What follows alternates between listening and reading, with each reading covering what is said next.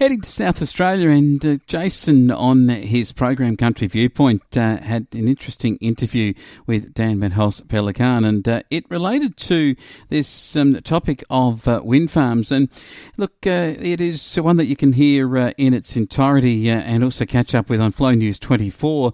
The Minister has had a couple of wind farms in his electorate, one at Twin Creek, which is not too far away from Kapunda in the Barossa Hills and not far from our broadcast site 99.5 in that region.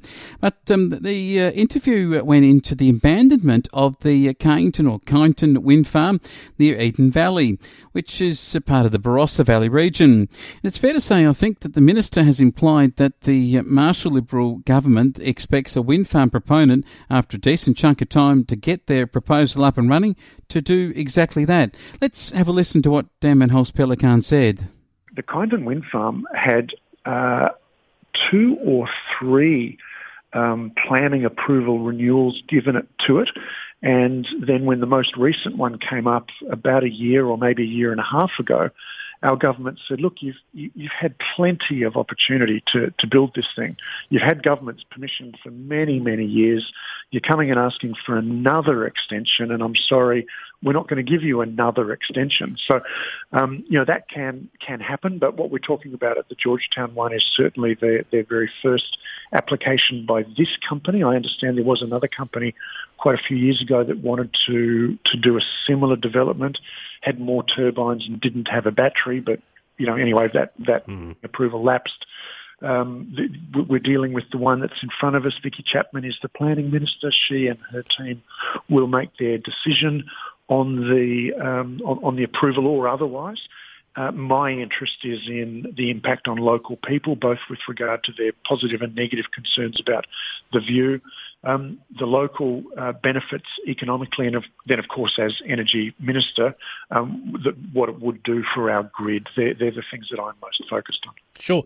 While we're talking Barossa too, Twin Creek, Barossa Hills, what's the status there? Is that going to go ahead? Because that would be the other one for the Barossa and Light area, I guess. It'd probably be of most interest.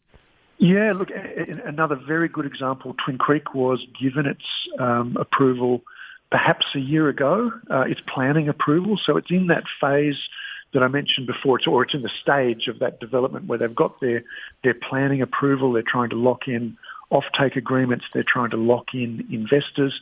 It's not easy to do those things. Proponents do deserve time to get all that sorted out. But I also think it's very fair that if a project is really just not going to get up, that after they've been given sufficient time and probably a little bit more than that, a little bit extra, if it's just not going to happen, let's just say so, accept that and put a stop to it, because the people who want it to go ahead, if it's just not going to happen, are never going to get what they want. And the people who don't want it to go ahead, well, let's just make life easier for them and make it very clear that that's not going to happen if that's the case. So it does sound like Minister Dan van Holst Pellekaan is saying you just don't get indefinite extensions. Local residents need certainty and in some cases a release from the anxiety as to whether the wind farm is going to go ahead or not. So maybe in other locations like the one at Twin Creek near Kapunda with the Kyneton wind farm near the Barossa Valley not going ahead, we might find other wind farms collapse without the proponents finalising their plans.